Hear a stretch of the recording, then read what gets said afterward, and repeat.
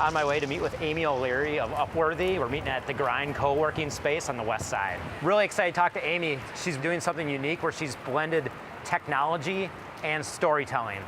Early in Amy's career, she was working with a software company, early days of mobile technology, studying at Salt Institute, working with Ira Glass, New York Times, and now she's bringing it all together to tell stories at Upworthy that combine tech and storytelling.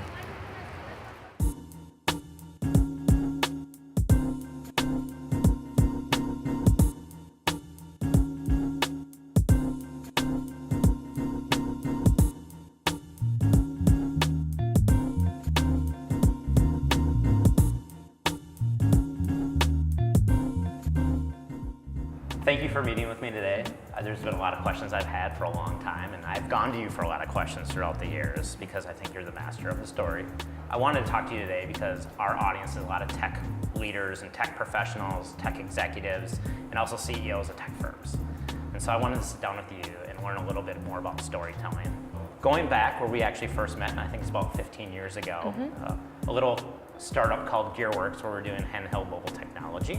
How did you see your role at the time? I mean, like any startup, we all had a million jobs, we wore a million hats, but I think you're right. I think in the different roles I had at that startup over its 4-year trajectory that I was with the company, my job was really, I was the one communicator at the company, a company full of product people and engineers. And so my job was to go around and really listen to everyone and ask them questions about what we were building, ask them questions about their interactions with our customers, ask our CEO and CTO questions about their interactions with investors. And then my job was really to synthesize all of that into easy to tell, easy to understand stories that would communicate what this company was doing, which was a crazy thing. We were building mobile technology, you know, at the turn of the millennium, which almost no one was doing.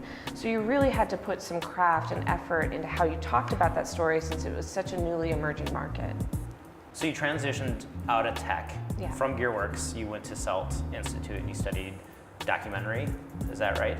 Radio documentary? Yeah, you know, my ambition had always been to be in journalism in some form, and while I loved working at a startup, I kind of knew that my real skill set was probably closer to storytelling and journalism.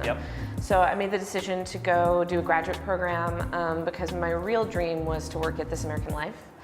And so I did a program that taught me how to do interviews and how to find stories and how to be responsible about them, which is what you learn in a documentary program that's really served me then through the rest of my career.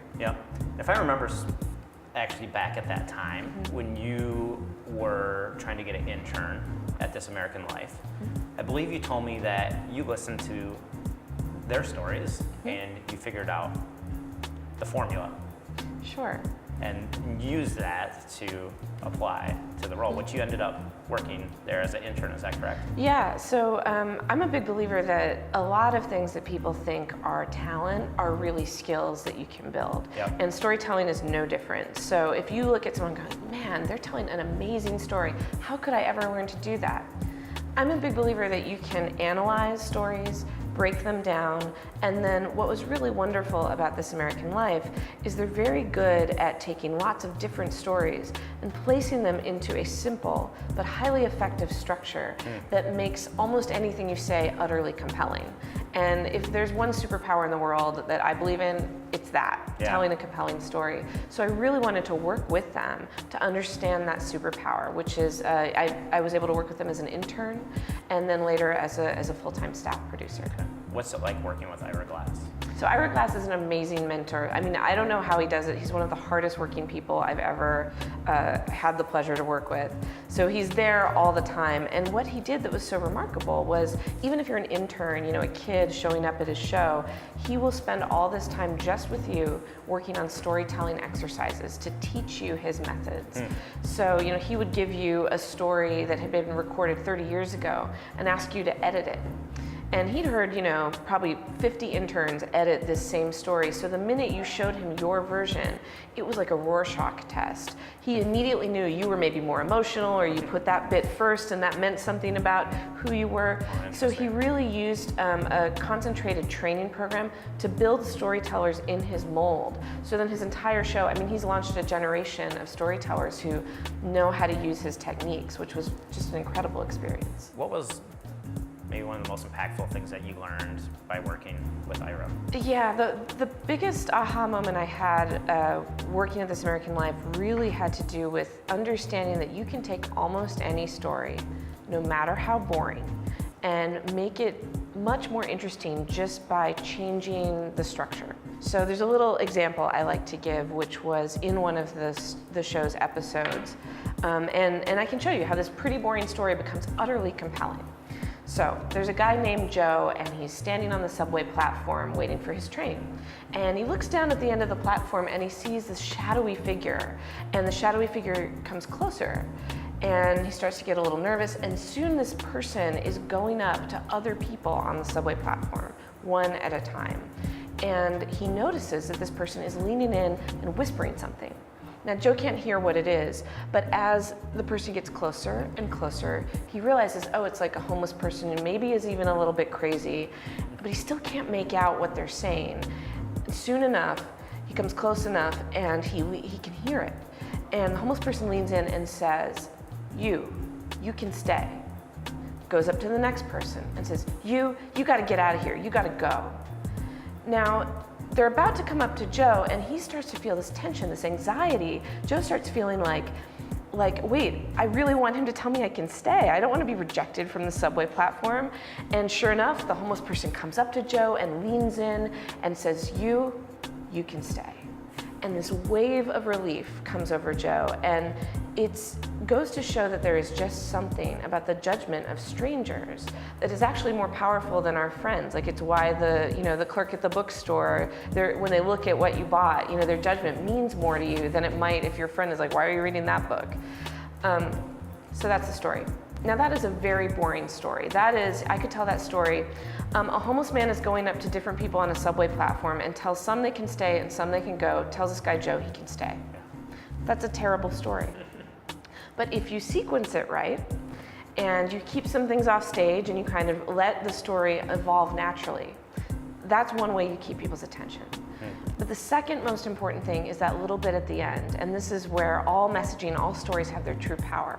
When I say there's just something about the judgment of strangers, that's the moral of the story. You now will carry that story with you and the moral and the message because there was this interesting narrative that you followed. So learning that you can take almost any dry sequence of events and put them in that format with a sequence and a moral to make it stick was the best thing I've learned in my entire career.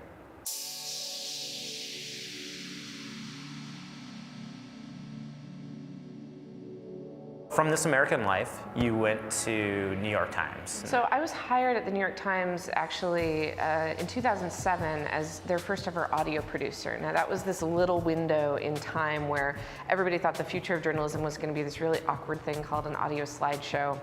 But I was really glad I got in the door there because I actually had 7 different jobs in 7 years. Oh, wow. I was everything from a traditional reporter to a news editor, and I worked a lot on digital change because it was clear to me with my background having worked at a tech startup, being one of the few journalists at the New York Times who knew how to talk to engineers, that there were some pretty significant things that we were falling behind on.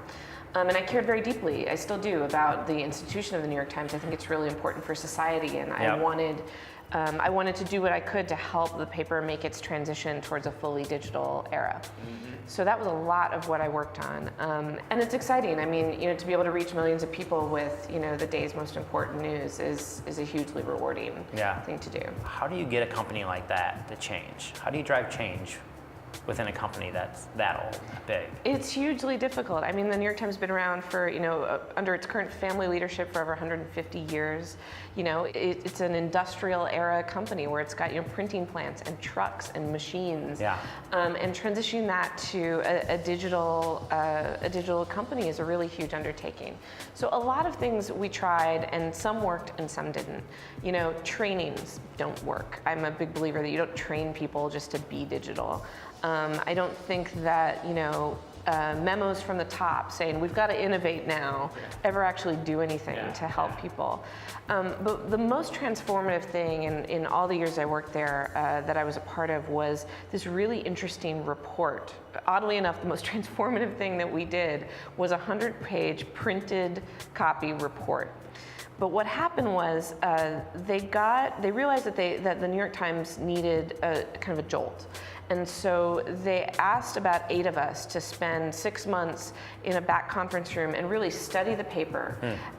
We used all of our journalistic training. We did over 300 interviews with leaders inside and outside the New York Times. We did interviews with readers and customers. We watched them as they used their mobile devices. We did a deep, deep dive into how the paper was working in people's lives today and how it could be improved. The end result was, again, a 100-page report where we talked about some of the key blocks, cultural blocks, institutional blocks, organizational blocks, and we talked about solutions, the things that we felt we could learn from other companies, other industries, to make the paper a thriving, modern digital concern. Yep. So this report was originally intended for just 6 people, and that was probably its fatal flaw, if there was one, because it was very well researched and it was a story well told. But what happened was, after we delivered this report to the top brass, it was meant to be confidential, but there was a leadership shakeup at the Times around that time, and the day after our current editor had been let go, the full report was leaked to BuzzFeed. And so there was a grainy Xerox copy of this 6-month report that was now on the internet for everyone to read. It's been downloaded well over 1 million times and has been called one of the key documents of journalism's digital age. We got, in the months after the report came out, we got calls from newspapers all over the world. We got calls from institutions like museums and libraries and kind of any true legacy institution that dealt with information was now looking to this report as a blueprint for the changes that needed to be made, which was a fascinating outcome that we didn't expect. And I'm frequently asked to talk about it and talk about that process of change, but if I were going to leave you with one main point for why this worked in a way that no other effort worked, was that 100-page report was a well-told story, and when the entire newsroom, the entire company was able to read it at the same time, everyone got on the same page. All the resistance to change melted away because everyone could read in the story, oh yeah, if we don't make these 3 to 5 changes, we probably won't survive. And because the story captivated people, because it was clear, because it was well told, and because we all shared it in this one unique moment, it was hugely transformative for the company. The year that followed, I'd never seen more change take place more quickly at any other time at the New York Times. And I'm really, even though I no longer work at the New York Times, I'm excited and proud by all the work they've done since. Because they really have taken all of those recommendations to heart and they've soared with it. They now have over 1 million digital-only subscribers, which is a world that the Times couldn't have imagined just 5 years ago.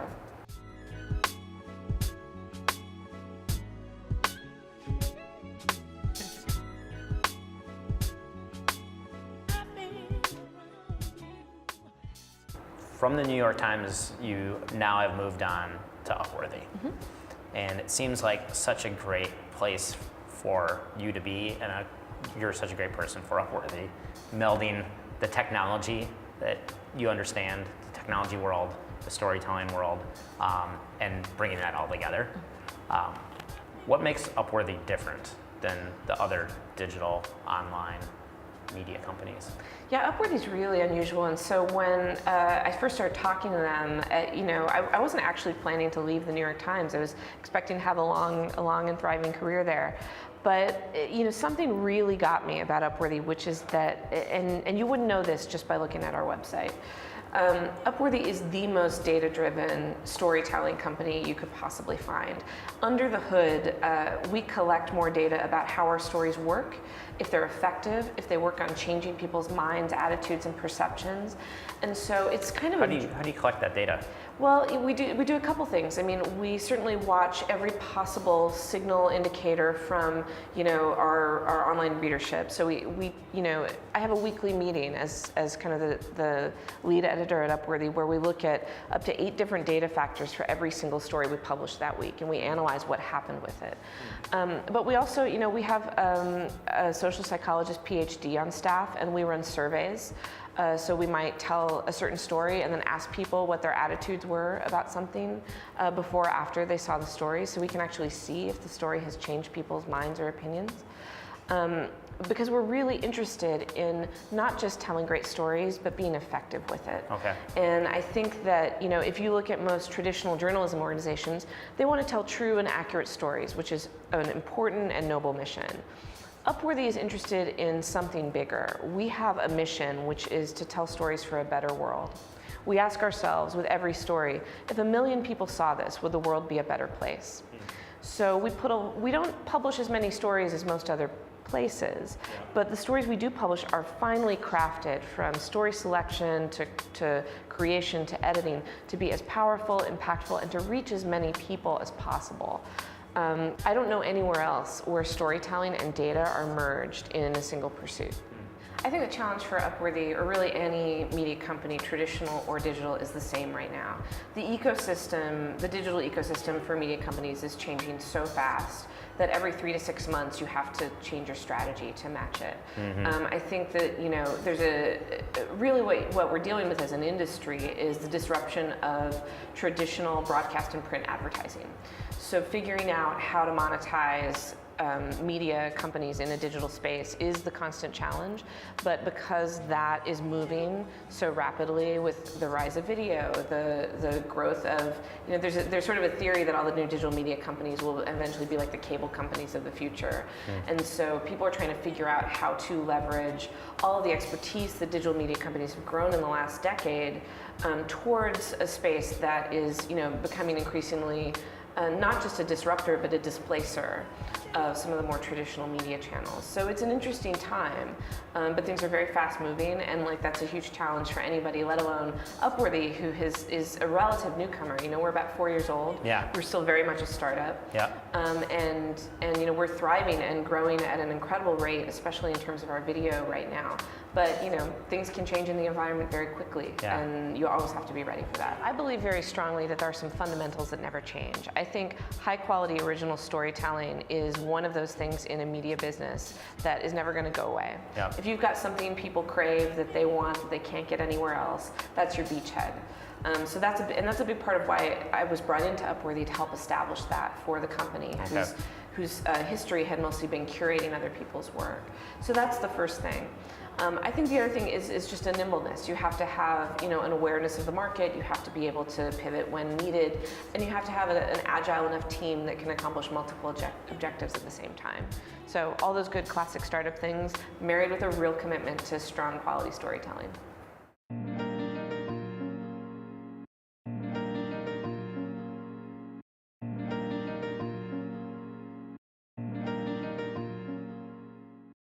From the perspective of tech leaders, CEOs, and founders of emerging tech companies, these people need to tell stories, right? Yeah. And they may be telling different stories, but they all need to tell stories. What is the one thing that most of those people get wrong when telling the story? I think it's a great question, because I get really impatient with bad storytelling, and I see it from technology and business all the time. And the main problem is that I think most leaders, they know what their marketing materials say, they know what their company's messaging is, and they kind of stick to that script. Unfortunately, most marketing is meant to be completely positive, completely, what I would say, anodyne, stripped of any... Vanilla. Vanilla. Right. And who's interested in that? We all have seen enough stories and enough marketing messages to know, boring, turning it off, that's not authentic. Yeah. To break through, what you need to do is you need to find a real story of a real person. So whether that's if you're recruiting a star you want to bring into your team, you need to tell them about somebody else at your company. We had this guy named Jerry, and he came in one day, and tell them the story of Jerry and how he thrived at your company. If you are talking to customers or consumers, you need to tell them the story of another customer or another consumer, and you got to add those little details that actually have nothing to do with your product. A good example is if I'm talking about, a little kid, and I'm talking about this little kid named Billy. I could talk about Billy just as the kid who's going to use this new app. Or I could tell you that, Billy's got alligator tennis shoes, he calls his dog Stuffy Head, and he hates green peas. And now you care a little bit more about Billy because you can imagine him as a fully rounded character. Yeah. So including details and including people and not just including marketing messages, is a big part of how you break through to use the human brain's natural information structure, which is hardwired for stories, Yep. to kind of use that system to get your message across. So you tell the story, and then the moral is your marketing message, rather than making your whole bit the marketing message. How does an executive find a story?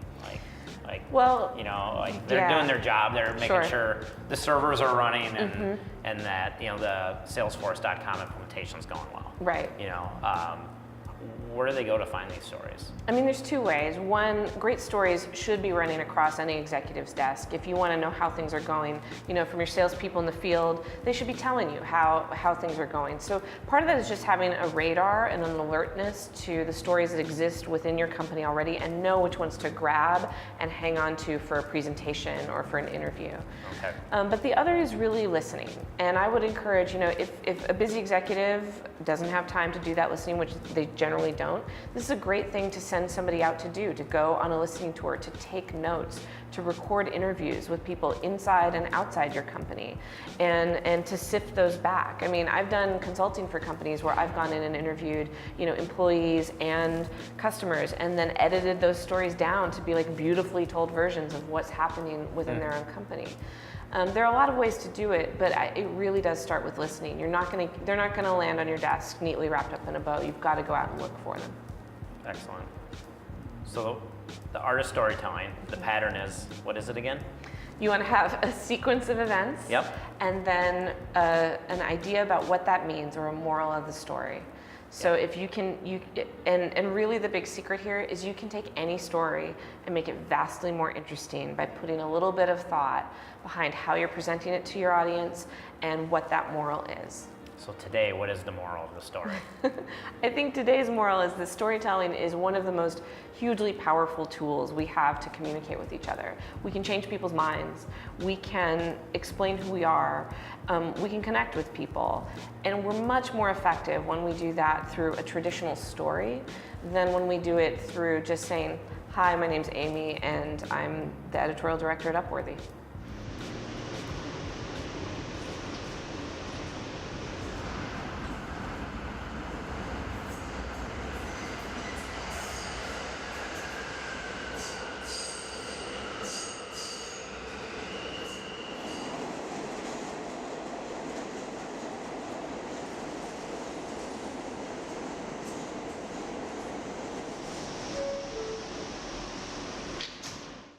Hey, this is Jeff Martin again. If you go to leadbychange.com, you can see this show and other shows. If you subscribe, you can get early access to new shows and also exclusive content. Thanks for watching.